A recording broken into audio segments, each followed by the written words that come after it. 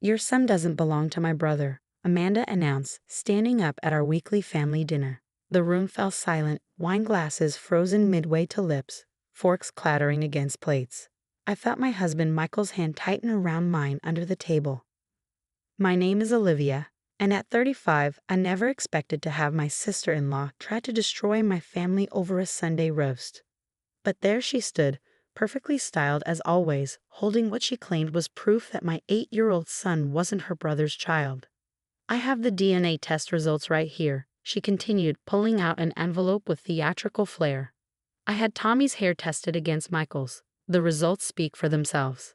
My mother-in-law Eleanor gasped, clutching her pearls like a character from a soap opera. My father-in-law James just stared at his plate, avoiding everyone's eyes. But I remained calm, thinking about what I discovered in the basement that morning while looking for old photo albums. "Where did you get my son's hair?" Michael demanded, his voice shaking with anger. Amanda smiled, that same condescending smile she'd worn since the day Michael introduced me to his family 12 years ago. "From his baseball cap, dear brother. The one he left at my house last weekend. I was just looking out for you. You deserve to know the truth about your wife." I watched her performance with an odd sense of detachment. This wasn't really about Tommy or Michael or even me. This was about the letter I found, yellowed with age, hidden inside a box of old Christmas decorations. "Well?" Eleanor turned to me, her voice sharp. "What do you have to say for yourself?" I took a sip of water, my hand steady. I think Amanda should be careful about throwing stones in glass houses. Amanda's perfectly plucked eyebrows drew together. "What is that supposed to mean?" "It means," I said carefully, "that I spent the morning in the basement, looking through old boxes for Tommy's baby photos. You know how he wanted to see them for his school project." I paused, watching her face. "I found something interesting." "No one cares about your little scavenger hunt," Amanda snapped, but I caught the flicker of uncertainty in her eyes. "We're talking about how you cheated on my brother." Michael started to rise, but I placed a hand on his arm. "Actually, we're talking about how you've been harboring your own secret for 20 years, aren't we, Amanda?" The color drained from her face. "I don't know what you're talking about." "The letter from 2003? The one you wrote to James, but never sent." I watched as both Amanda and my father-in-law stiffened. "Should I share it with everyone, or would you like to tell the truth yourself?" "There is no letter," Amanda said quickly, too quickly. "You're just trying to deflect from your own infidelity." I reached into my bag and pulled out an envelope, different from the one containing her supposed DNA test. The paper was old, the creases worn from being folded and unfolded many times over the years. "Dear Dad," I began reading, and Amanda lunged across the table, trying to grab the letter. Michael caught her arm, holding her back. "Stop," she whispered, all her earlier confidence evaporating.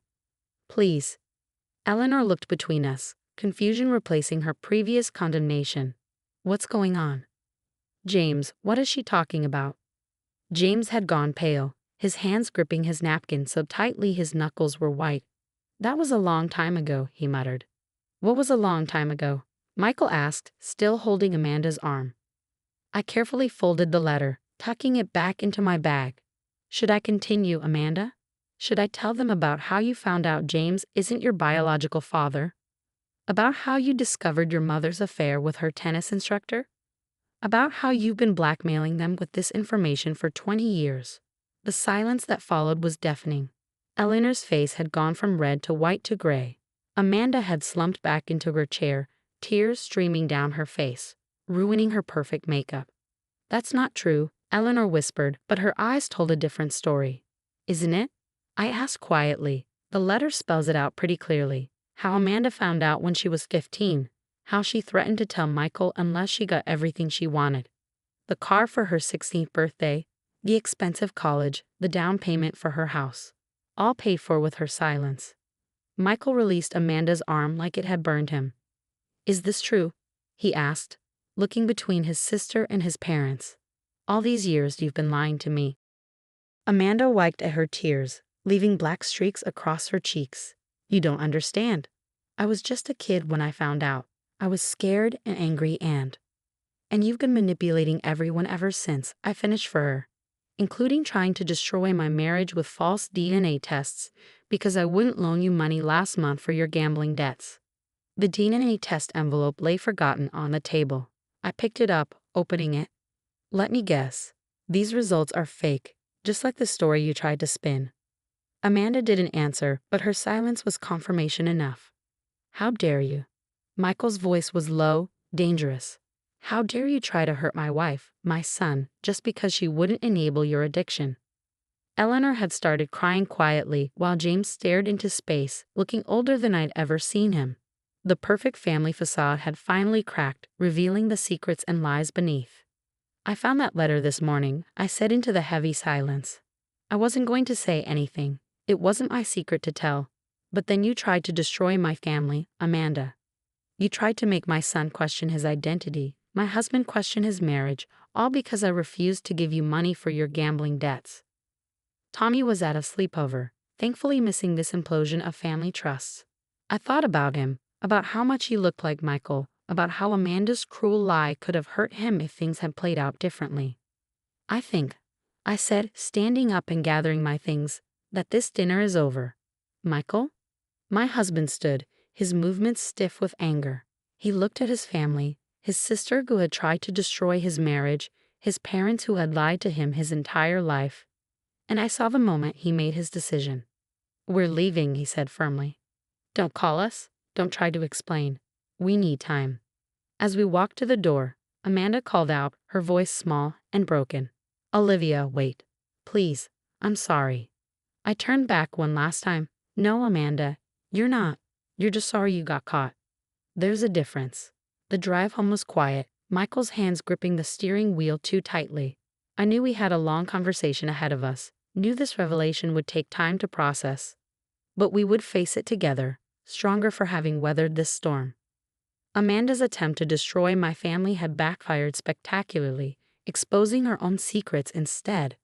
As we pulled into our driveway, I touched the letter in my bag, thinking about how the truth always finds its way to the surface, no matter how deep you try to bury it. The fallout from Sunday's dinner revelation was nuclear. By Monday morning, my phone had 47 missed calls, mostly from Eleanor and Amanda, with a few from extended family members who'd already caught wind of the drama. I ignored them all, focusing instead on making breakfast for Tommy when he returned from his sleepover. Mom, why is Aunt Amanda calling me? Tommy asked, holding up his iPad where Amanda's name flashed on the screen. Michael took the device gently from his hands.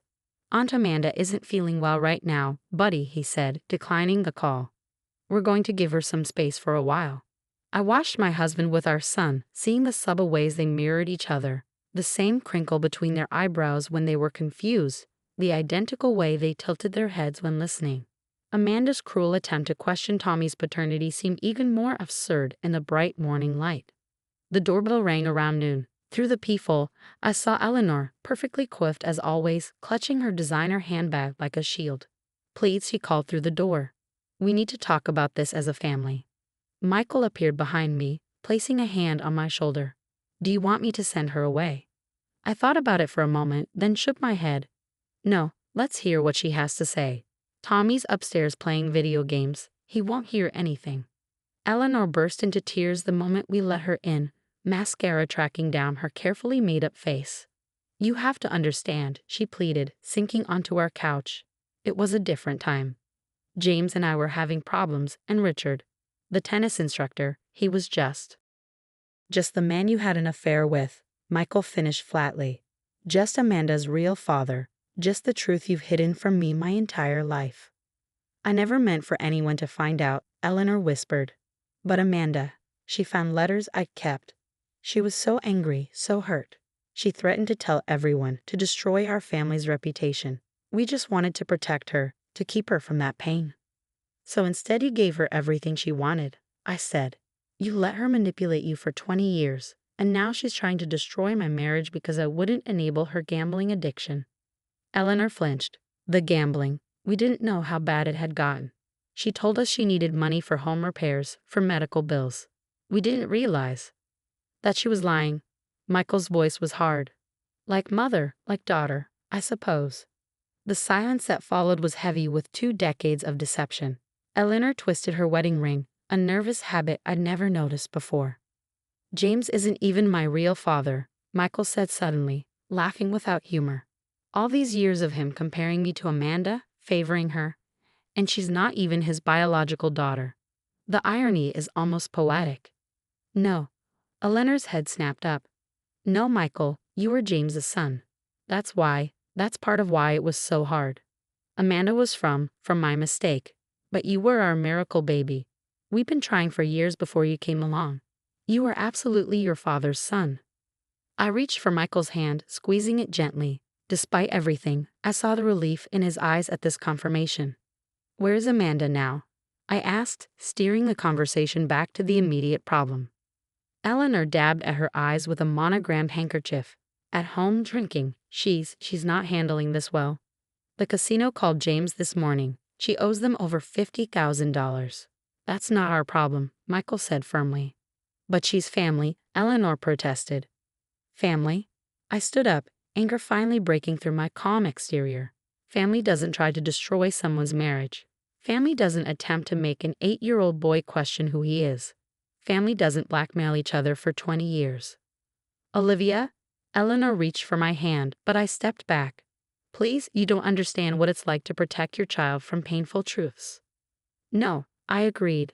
I understand protecting your child from people who would hurt them. That's why Amanda won't be welcome around Tommy anymore.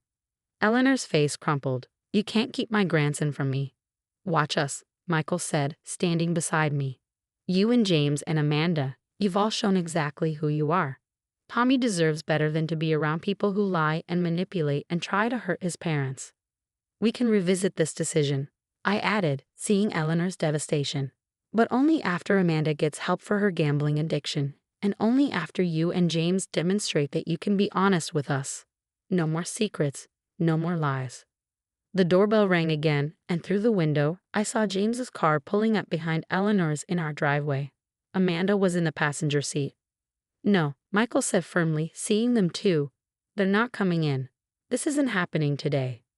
Eleanor stood, smoothing her skirt with trembling hands. They just want to apologize, to make things right. There's no making this right, I said. Not today, maybe not ever. Amanda tried to convince my husband that his son wasn't his. She was willing to hurt an innocent child to get money for her gambling debts. That's not something you can fix with an apology.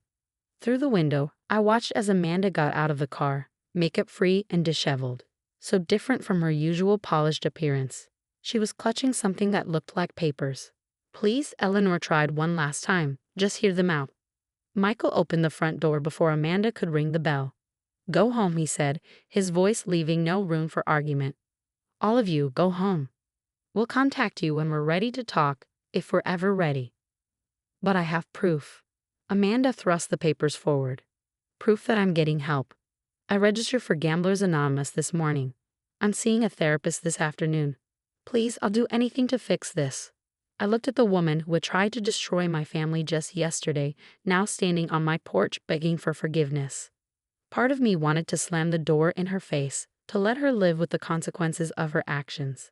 But another part of me, the part that remembered the scared 15-year-old girl who discovered her mother's affair, felt a flicker of empathy. Get help, I said finally. Real help, not just promises. Show us with actions, not words, that you want to change. Maybe then we can talk about rebuilding some kind of relationship. But right now, you need to leave. Michael closed the door firmly, shutting out Eleanor's protests and Amanda's tears. Upstairs, we could hear Tommy laughing at his video game, blissfully unaware of the family drama unfolding below. We did the right thing, I said, though it felt like a question. Michael pulled me into his arms, his heartbeat steady against my cheek. We did the only thing we could do. We protected our family, our real family. Through the window, we watched as James led a sobbing Amanda back to the car, as Eleanor's shoulders slumped in defeat as she walked to her own vehicle. The perfect family facade had crumbled completely, but maybe, I thought, something more honest could eventually grow from the ruins. But for now we had a little boy to protect, a marriage to cherish, and a lot of healing to do. 6 months passed, bringing autumn leaves and cooler temperatures. Tommy started 3rd grade, Michael threw himself into work, and I focused on keeping our small family unit strong and stable. We hadn't spoken to Amanda or my in-laws since that day on our porch, though the attempts at contact had continued for weeks. Eleanor left tearful voicemails. James sent lengthy emails. Amanda mailed handwritten letters detailing her progress in therapy and Gamblers Anonymous. We read everything but responded to nothing, needing time to process the decades of lies and the depth of betrayal. Then, on a crisp October morning, while cleaning out more boxes in the basement, I found another letter. This one was different, newer, written on modern stationery, dated just 2 weeks before Amanda's dramatic dinner revelation. Dear James, it began in Amanda's familiar handwriting. I can't keep living with this guilt. The truth about my biological father isn't the only secret I've been keeping. My hands trembled as I read further, understanding finally dawning about why Amanda had been so desperate for money, why she targeted my marriage when I refused to help. This wasn't just about gambling debts. I called Michael at work. You need to come home. There's something you have to see. He'd arrived 30 minutes later, reading the letter with increasing disbelief. She was being blackmailed? He asked, looking up at me. By her biological father. According to the letter, Richard, the former tennis instructor, had resurfaced in Amanda's life 6 months ago. He'd figured out who she was and demanded money in exchange for keeping quiet about Eleanor's affair. Amanda, terrified of the truth coming out, had turned to gambling, convinced she could win enough to pay him off. That's why she needed the money so desperately, I said quietly. That's why she lashed out when I refused to help. She was scared and cornered. Michael sank onto an old chair, dust puffing up around him. Why didn't she just tell us? Tell anyone? Because she'd spent 20 years being the blackmailer, I replied. Maybe she thought she deserved it. Maybe she was ashamed. Or maybe she just didn't know how to ask for help after being the one holding all the power for so long. We sat in silence, processing this new information. Finally, Michael spoke. What do you want to do? I thought about Amanda, about the scared 15-year-old who discovered her mother's affair, about the troubled woman who tried to destroy my marriage, about the sister-in-law who was now, perhaps, truly trying to change. I said slowly, it's time to break the cycle of secrets in this family. The next day, we invited Eleanor and James over. Amanda, too, though we specified that we needed to talk to each of them separately. Eleanor and James came first, sitting stiffly on our couch while Tommy was at soccer practice. I handed them Amanda's unsent letter. Read this, I said. Then we need to talk about how to help your daughter. They read in silence, Eleanor's hand covering her mouth, James's face growing darker with each line. When they finished, Eleanor was crying again. But these weren't the manipulative tears from before. Richard came back, she whispered. He's been threatening my baby. Your baby has been threatening you for 20 years, Michael pointed out, but his voice was gentler than it had been in months. Maybe it's time everyone stopped threatening everyone else with the truth. James cleared his throat. I'll take care of Richard. I should have done it 20 years ago instead of giving in to Amanda's demands. I was a coward. We all were, Eleanor admitted. We thought we were protecting her, but we just taught her that manipulation and secrets were the answer to everything. Amanda arrived an hour later, looking healthier than she had 6 months ago. Her hands shook when she saw her unsent letter on the coffee table. Where did you find that? She asked, her voice barely audible. Same place I found the first one, I replied. The basement seems to be where this family's secrets go to hide. She sank into a chair, all her carefully constructed walls crumbling. I never meant. I was so scared when Richard found me. He knew everything, had pictures of Mom with him from back then. He said he'd ruin everyone's lives unless I paid him. So you tried to ruin my life instead, I said, but without the anger I carried for months. Amanda, why didn't you just tell the truth? She laughed bitterly. The truth? I haven't known how to handle the truth since I was 15 years old.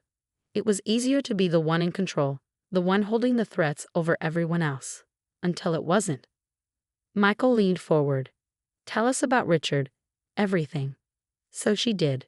She told us about his initial contact, his demands, how she tried gambling to raise the money quickly. She told us about her shame when she lost everything, her desperation when I refused to help, her terrible decision to try to destroy my marriage as a last resort.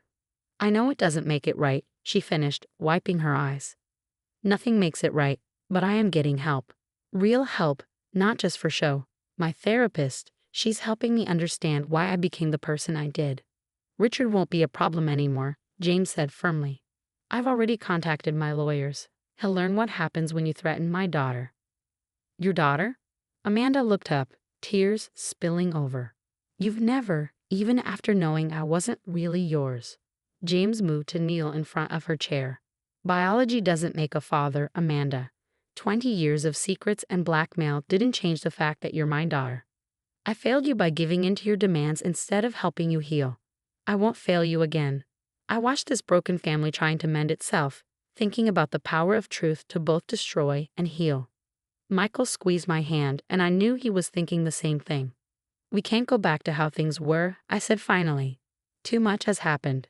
But maybe we can go forward differently. No more secrets, no more manipulation.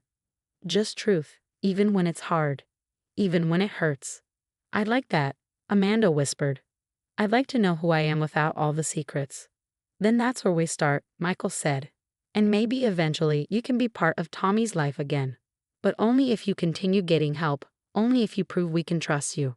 Amanda nodded, understanding this wasn't forgiveness yet, but it was a chance. A chance to rebuild, to heal, to become something different than what secrets and lies had made them.